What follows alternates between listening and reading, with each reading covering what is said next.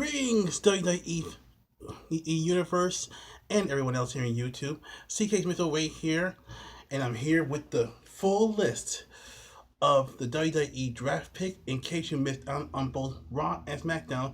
For those who have seen the two shows or need a little bit of recap, I'm going to run down the list anyway, and I like to give my thoughts on this as well. First of all, it started off with on Friday Night SmackDown. With the first draft pick for Raw being Becky Lynch. For SmackDown will remain the big dog Roman Reigns, which to me would be pretty cool that he's still on SmackDown. The OC being Luke Gallows, Carl Anderson, as well as AJ Styles, because of the rules that the entire team does count as a draft pick, and of course, no team gets separated. So basically, in other words, the OC stays that they are, kind of like the New Day when you get drafted. Next is Bray Wyatt, which of course Bray does have a match against Seth freaking Rollins for the WWE Universal Championship at Crown Jewel on October 31st in a pinfall falls count anywhere match. It could be in Seth's favor or it could be in Bray Wyatt's favor. Speaking of Bray Wyatt and Seth Rollins, I'll get to that on another video. And of course, for Monday Night Raw, we have Drew McIntyre, who may also go for the Universal Championship when the time comes. And next on the list, I thought the only person that's on Raw, we got Randy Orton coming to Raw. The Viper, as well as the Apex Predator, will be returning to the Red brand. And Sasha Banks, although she's going to be out for a while due to a minor tailbone injury, so she has to be replaced with Charlotte Flair to face Becky Lynch on the previous Monday Night Raw, who's moved to Blue brand on Friday Night SmackDown. Ricochet remains on Raw. Try to say that 3 times fast. The Monster Among Men, Braun Strowman, to Friday nights. As well as, get this, it's the Botch Guy's favorite confused WWE superstar, the almighty Bobby Lashley, which also may mean that he's going to bring Lana with him. Well, which I'll get to that soon. Next, back in the red brand of Raw will be Alexa Bliss. For SmackDown will be Lacey Evans. She's going to bring the women's rights into the Blue brand. Then we got Kevin Owens, the guy who fired Shane McMahon on the previous SmackDown, as well as the new and improved SmackDown Tag Team Champions of the World, the Revival. And of course, you know Scott Dawson and Dash Wilder and Scott Dawson, of course. And of course, remaining on Raw will be the Queen of Hearts herself and the lover of cats, Natalya. And now, going on to the next list, we have the tag team of the Viking Raiders remaining on Raw. And of course, they won the Raw Tag Team titles by wrestling against Dolph Ziggler and Robert Roode. So now they're former tag team champions. And then on SmackDown, there's the Lucha House Party led by Kalisto, of all people, as well as Grand Metalik, and as well as another individual for Blue Blood, because it looks like Fox went to Luchadors to be on their Blue brand. On Raw, we got Nikki Cross joining her tag team partner Alexa Bliss. Then we got Heavy Machinery for Friday Night SmackDown, and of course, no longer on NXT will be the Street Profits, who's going to bring the smoke. And of course, you got Seth freaking Rollins, has been announced. Has also been announced.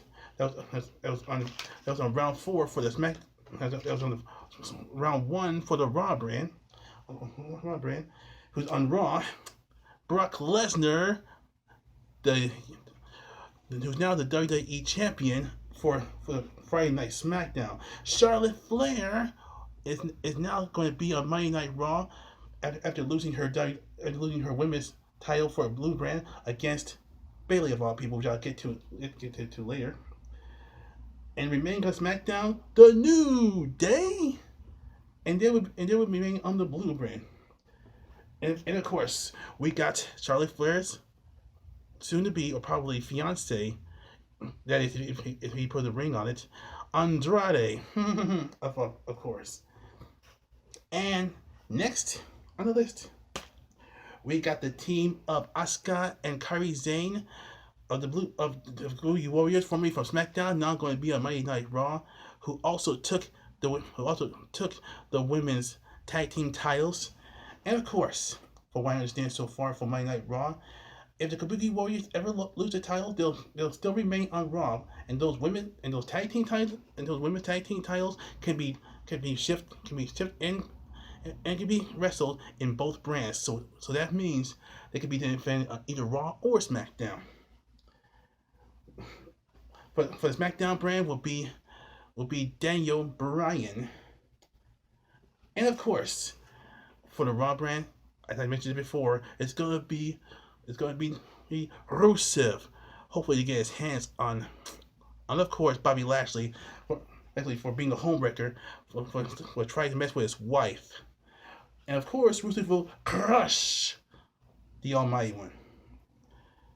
And as I mentioned before, remaining on SmackDown because she's now the SmackDown Women's Champion, Bayley.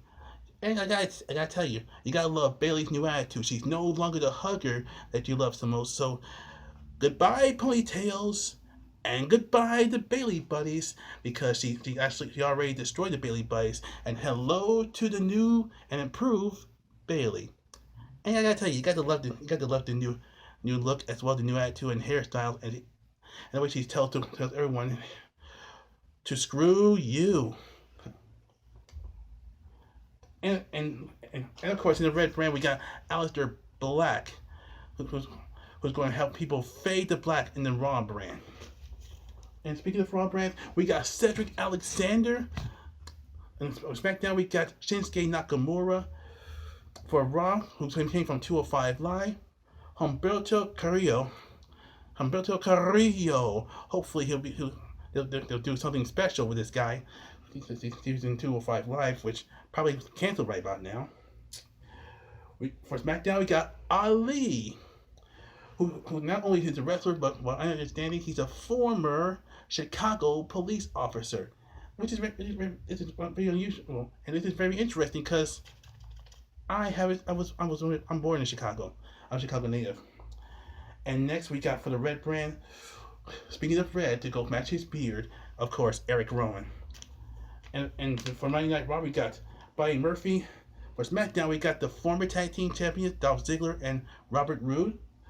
For Raw, we got the modern day Maharaja, Jinder Mahal. For SmackDown, and this is gonna be sad because SmackDown brand is gonna be Carmella. But the good news is she'll be reunited with Corey Graves, because he does the announcer thing, and they're both related. But she had to say goodbye to her partner in crime, the holder of the 24/7 title, R-Truth, because he's moving to Raw. And speaking of, the injured Samoa Joe, who hasn't been cleared to wrestle yet, is going to be on Raw. The Miz will bring his Miz TV back to the blue brand of SmackDown. And Akira Toriyama, the former Cruiserweight champion, will be on Raw. King Corbin, or he's now known as the STD, will be in SmackDown. And of course, Charles Benjamin, who used to be on SmackDown, will now move to the red brand of Monday Night Raw. And now, which brings me to the final five, which I got the list right here. Rey Mysterio is going to be on Raw. Shorty Gable, formerly known as Chad Gable, will be on Friday Night SmackDown. Titus O'Neil, Titus Worldwide will be the red brand.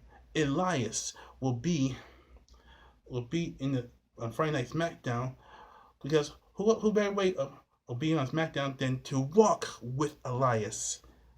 And lastly, but not least, probably gonna be a lot of rumors about this when I say Liv Morgan gets moved to Raw. And the reason why I say this is because there has been a lot of speculations lately that Liv Morgan, Liv with a V, might be joining the Firefly Funhouse when or if it gets recovered.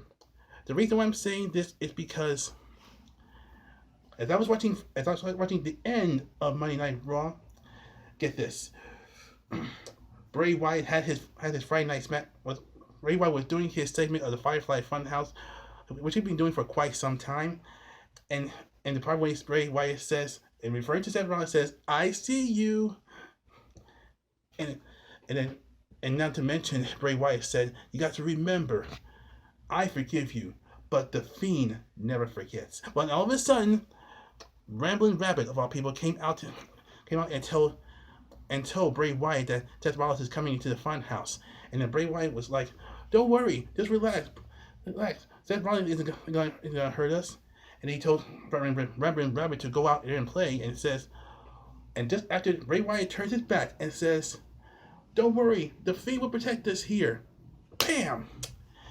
Out comes Seth Rollins attacking Bray and all the puppets, which of course you hear a little bit Abby the Witch, a little bit of Mercy the Buzzer, as well as a little bit of Huskus the Pig Boy, telling Bray to stop. And then when Bray Wyatt stood up, when Seth Rollins is beating him down and say, "Stop!" And then Bray Wyatt slowly calms down and says, Rollins, why are you hurting me?" And then Rollins kept attacking Bray Wyatt and running through the wall, and he tore all the pictures down that what he calls his friendship photos or something like that. He knocked everything down, and then Seth Rollins says, "Burn it down." And that's exactly what he did. He lighted tables and pushed it against the wall of the Firefly Funhouse, probably burning it into pieces. And also, as you get a really strange close-up, he also burned down the picture of, or should I say the drawing of Sister Abigail. I'm pretty sure that the Firefly Funhouse and all the puppets, including Rambling Rabbit, will return. As evidenced by this tweet that goes like this.